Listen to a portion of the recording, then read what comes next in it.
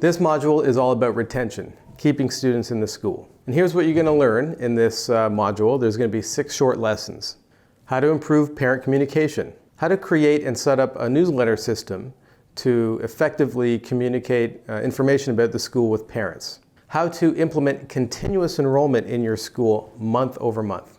How to involve staff in student retention. How to focus on delivering exceptional customer service. And by customer, of course, we're talking about parents.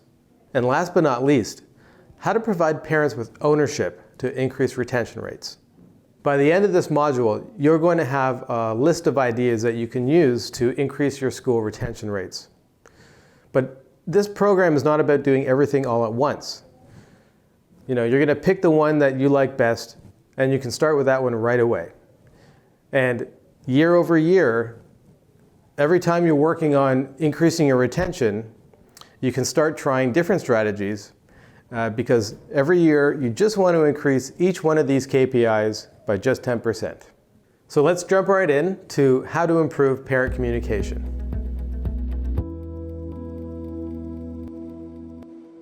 So in this lesson, we'll be talking about how to improve parent communication. But let's start off with talking about why.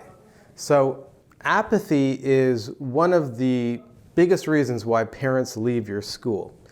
Your parents need to be engaged. Parent engagement is, not only is it incredibly critical for the outcomes of students, it's also incredibly critical for keeping your retention rates higher. So you want to make sure that you're using all the different communication methods that are at your disposal. In addition to that, you want to make sure that your communication methods and behaviors actually match with the expectations of the parents that are in your school. So why is that so important? So if you consider that the average school director is about 49 years old, and the average parent in your school is 28 years old, and every year school directors are getting older and older, whereas the parents, they actually stay the same ages. And especially within the last 10 years, if you consider the drastic changes in technology around communication, every year schools are finding it harder and harder to keep up with the expectations that their new parents have about how they want to be communicated with. So what you see in a lot of schools is from teacher to teacher and then across the administration, there's all these different kinds of, all these different methods for communicating information from the school to the parents. Also, communication also incorporates gathering information from the parents. So it's a two-way process. And if you consider that parents today are spending the majority of their communication time on Facebook, more than any other format, the way that schools are communicating today, whether it be a teacher that stuffs a sticky note in a backpack, or a school that's sending a weekly email with everything that's going on in the school being sent to every parent, which in reality means that newsletter that incorporates everything for the school is about 90% irrelevant for most of the parents. Effectively, schools are training parents to ignore them today.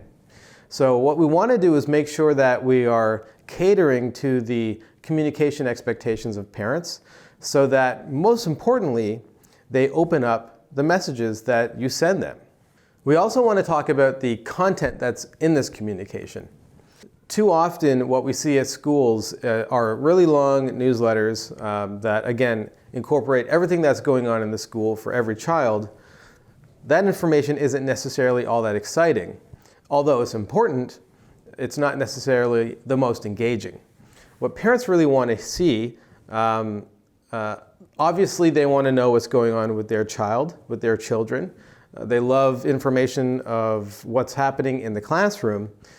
But in addition to that, you can really engage parents, especially around parent education programs, by, instead of using your newsletters for just a long list of events and facts and reminders and announcements, if you are utilizing the other types of communication tools that can handle reminders about events and good calendar apps and other types of shorter message systems, then you can focus your newsletters on more engaging content, things that actually a parent might share with their friends. You should really think about the content of your newsletters being share-worthy, or being funny, or being passionate, or sharing your enthusiasm.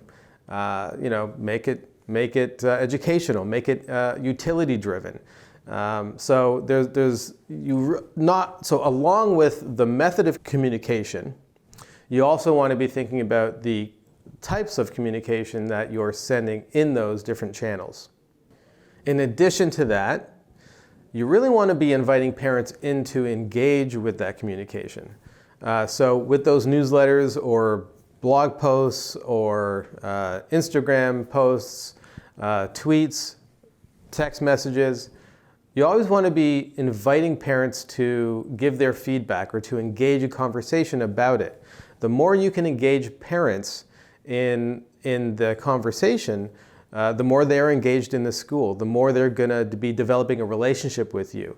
And that can have an incredible impact on retention rates, because parents that basically respect you and see you as the wise teachers, educators that they're entrusting their children's education with, if they actually get an opportunity to learn more about what you're doing and voice their opinions, then you've got a deeper relationship with that parent, and they're much less likely to want to move their child away from something that they know and feel good about. So improving parent communication is something that can be done, and it can have incredible impacts on retention. And so it's a combination of using the right tools and sending the right messages.